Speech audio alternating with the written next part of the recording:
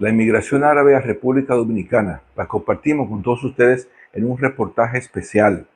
La inmigración árabe sucede a finales del siglo XIX y principios del siglo XX.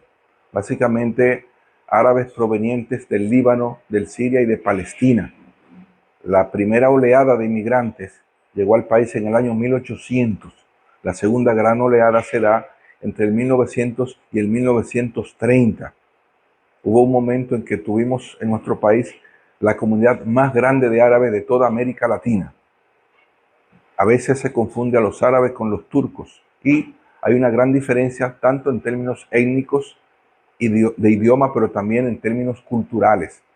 Los árabes vienen de Medio Oriente y de África del Norte, mientras que los turcos vienen de Turquía, de lo que es la Anatolia, pero también a nivel de idioma, los árabes hablan el árabe y los turcos hablan el turco. Hay que decir de temas religiosos, donde aunque ambos son musulmanes o derivan del musulmán, tienen también costumbres y tradiciones muy diferentes. Quiero saludar, un saludo fraterno y afectuoso a mi gran amigo Guillermo Caram y también a toda esa población que trabaja arduamente y que se ha incorporado a la vida política desde sus inicios. Recuerden ustedes que primero se destaca la comunidad árabe porque fue muy solidaria, muy unida y pudo empalmar fácilmente con la sociedad dominicana, primero por los temas de lo que era la religión.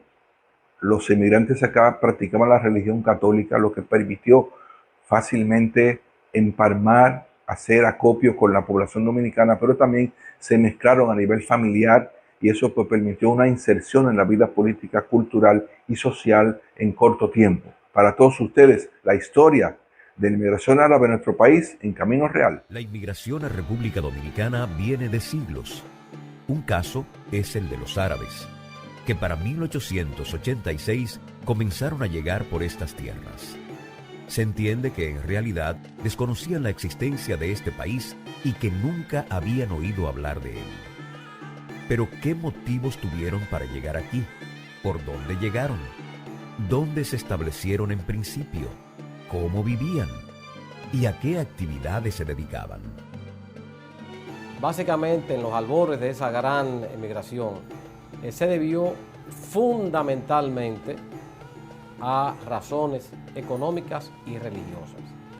Los puertos del Mediterráneo Oriental, principalmente Beirut, sirvieron de punto de partida en la larga travesía de los árabes hacia América.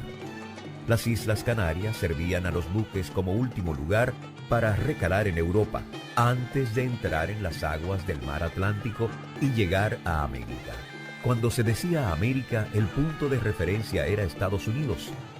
No todos lograban superar las exigencias migratorias y de sanidad de aquel país y tenían que seguir la ruta hacia otros destinos de América. Puerto Plata sirvió de entrada para los primeros árabes que arribaron al país. Nassid PH fundó en Puerto Plata una compañía que llevaba su nombre y que más tarde se conocería como la Casa H. Cuenta el historiador Orlando Hinoa en su libro Azúcar, Árabes, Cocolos y Haitianos. Poco después alcanzaron suelo dominicano otros dos hermanos de la familia H, familia que con el discurrir del tiempo desarrollaría grandes negocios en República Dominicana. Bueno, las primeras grandes oleadas de migraciones del Medio Oriente fueron a finales del siglo antepasado, principios del siglo pasado. Producto de situaciones políticas, fue el momento del desmembramiento del Imperio Turco Otomano. Como los H, también pisaron estas tierras la familia Lama, propietaria de la cadena de tiendas Plaza Lama. Además llegaron aquí las familias Magluta, Hassin, Abinader, Fadul, Kuri, Sheker, Acra, Nahri, Ramia, Risi, Alam, Alma, Arbaje, Malek, Atías, Selman, Caseacta, Karam, Azar, Yaera Nasser, Abel Hasbun, Tabar, Tueni, Saiter.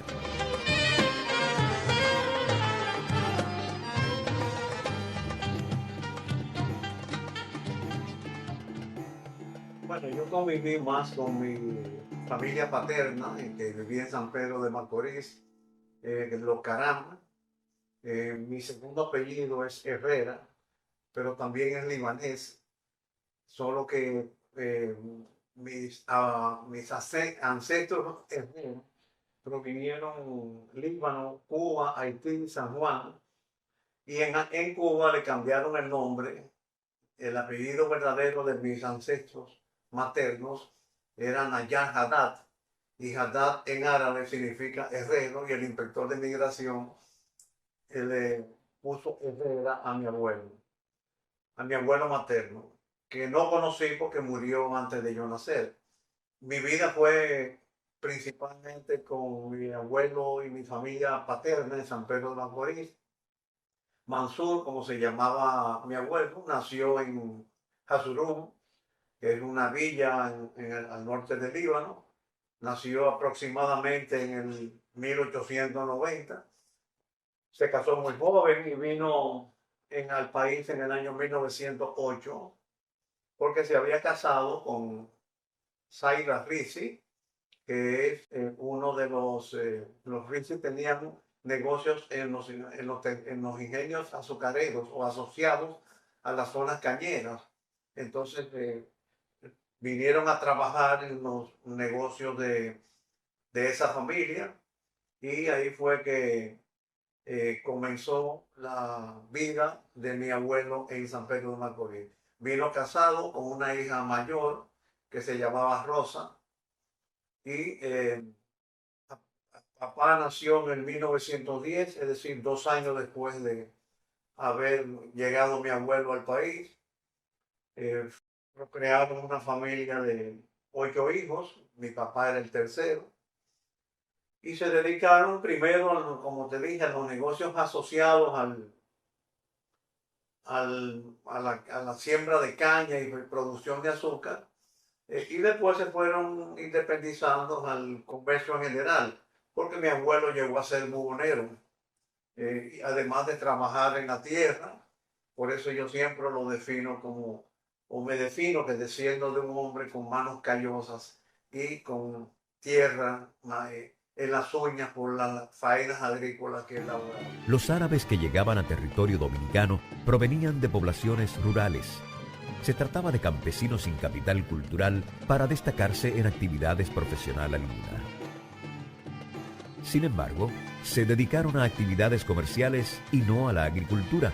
Conocían de la dureza del trabajo del campo, de su mala remuneración y de la poca expectativa de ascenso social que proyectaba. Nosotros tuvimos una vida normal en San Pedro de Macorís. Yo nací en el año 41. Mi padre se casó con Altagracia Guerrero Cobrí, que fue a pasarse unas vacaciones en San Pedro de Macorís, donde la familia Jorge H. y Tete Cobrí fueron los padres del pintor Ángel H.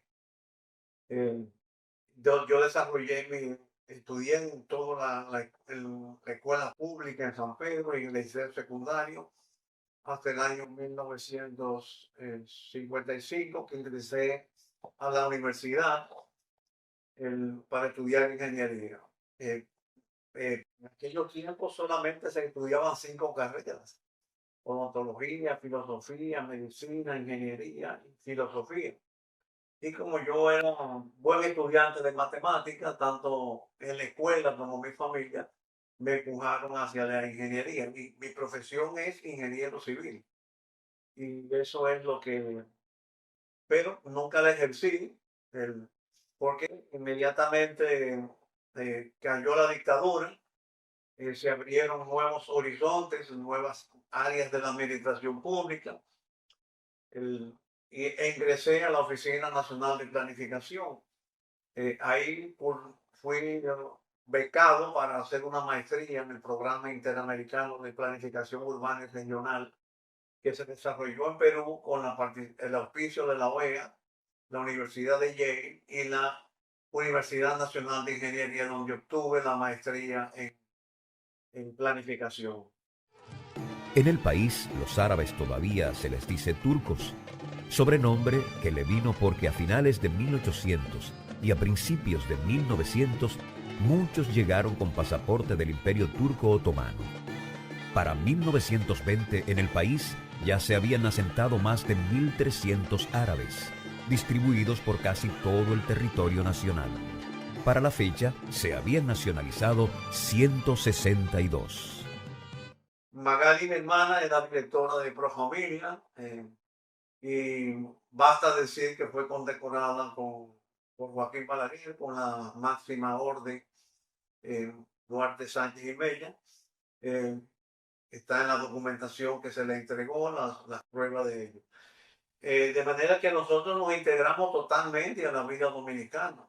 Incluso cuando en aquellos tiempos, los tiempos de la dictadura, los padres y los abuelos procuraban que los hijos no se participaran en política, sobre todo porque el gobierno tenía a mano la concesión o no del permiso migratorio. A muchas familias de inmigrantes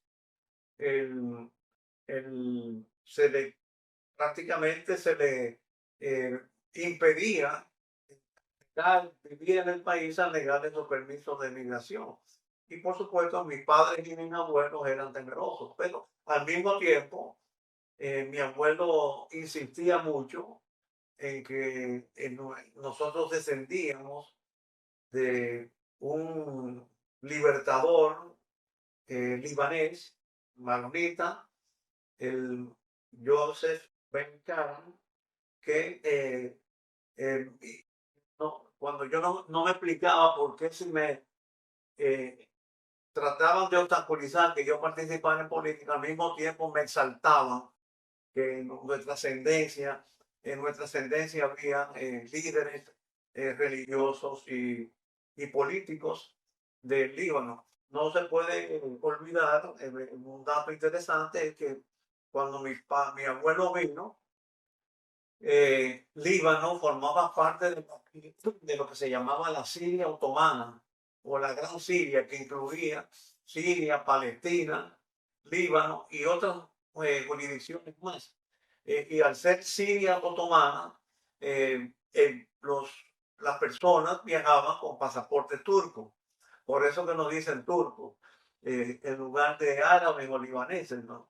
Los libaneses dicen que no son árabes, que son descendientes de fenicios, pero al principio sentíamos una repulsión cuando, habiendo salido del Líbano por motivos de persecución religiosa y política por el Imperio Otomano, nos calificaban como turcos, que fueron los que administraban esa Siria otomana o Gran Siria.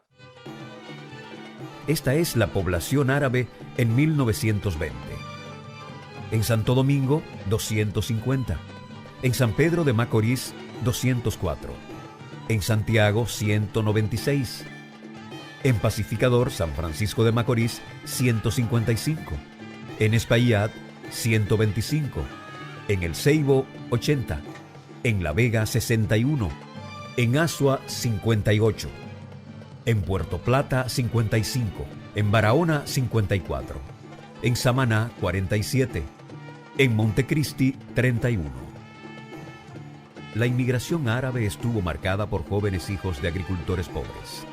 La gran mayoría hizo el viaje apoyado en pequeños ahorros y en base a préstamos que apenas cubrían los gastos del largo viaje.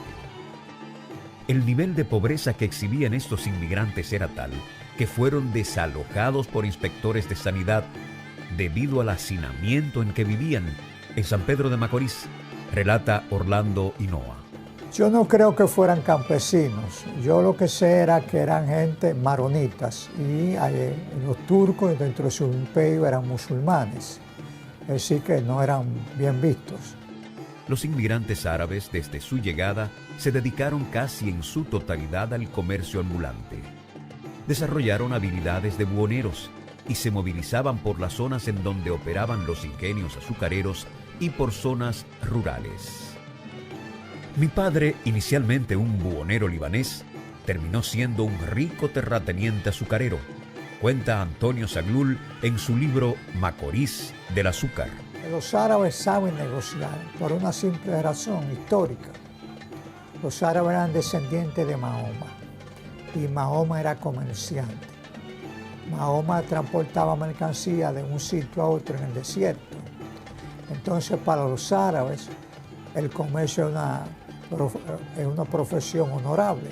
Inicialmente, es una gran verdad que nos llena de honor que aquellos primeros inmigrantes que llegaron al país eran buhoneros o mercaderes o vendedores.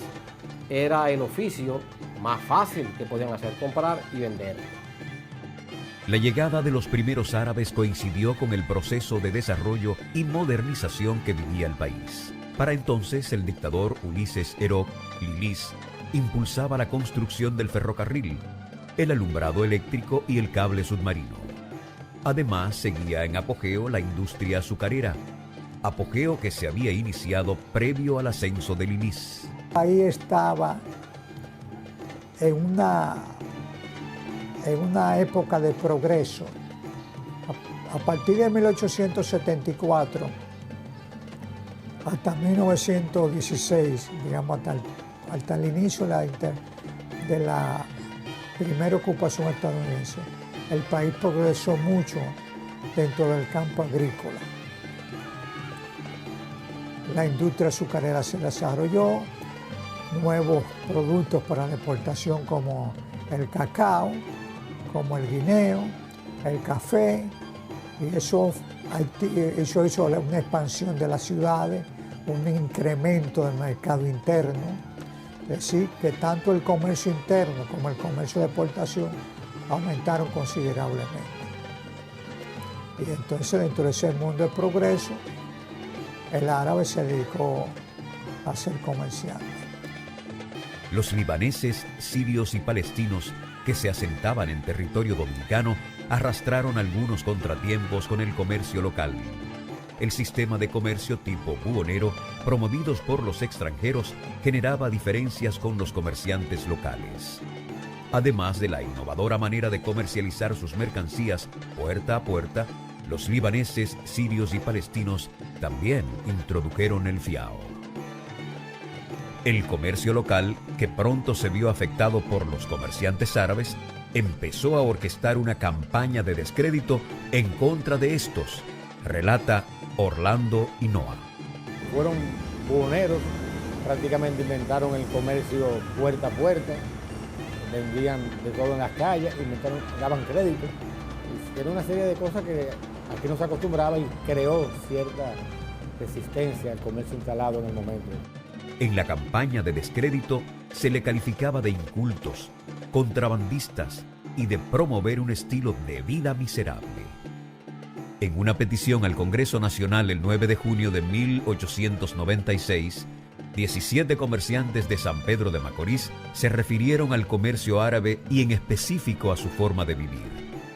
Altamente conocida es su manera de vivir, omitiendo todo gasto que no sea el estrictamente necesario a la inmunda y mísera subsistencia a que se someten. El árabe, como estaba siendo discriminado por los comerciantes criollos, quiso adaptarse inmediatamente, entonces españolizó su apellido, Casealta, Fadul, etc. Y no insistió en que los hijos aprendieran el árabe, sino en que tuvieran una profesión. Es decir, cortaron la raíz.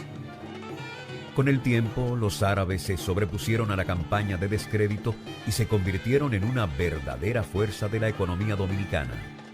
Para los años de 1930, el número de negocios de los árabes superaba a los demás inmigrantes. La impronta de la comunidad árabe también es amplia en áreas como salud y educación. En salud se recuerda al médico psiquiatra Antonio Zaghloul, autor de Mis 500 locos, quien fuera director del hospital psiquiátrico por muchos años. al doctor Antonio Saiter de la Clínica Altagracia y al doctor Emil Caseacta del Centro de Pediatría y Especialidades. También el Instituto de la Diabetes lo creó un médico de ascendencia árabe. Que el salto hacia las profesiones fue dado y ya la inmensa mayoría de los descendientes, principalmente de los libaneses, ya tú lo encuentras insertados en todas las profesiones: economía, abogados, ingenieros, arquitectos, banqueros, y tenemos inclusive ya varias generaciones de médicos. La Universidad Autónoma de Santo Domingo, UAS, ha tenido 5 rectores de ascendencia libanesa: Rafael Caseacta, Yotin Curi, Hugo Tolentino Dip, Andrés Aybar y Antonio Rosario. Otros dominicanos de ascendencia árabe también han creado las universidades OIM, UNIBE y UCE.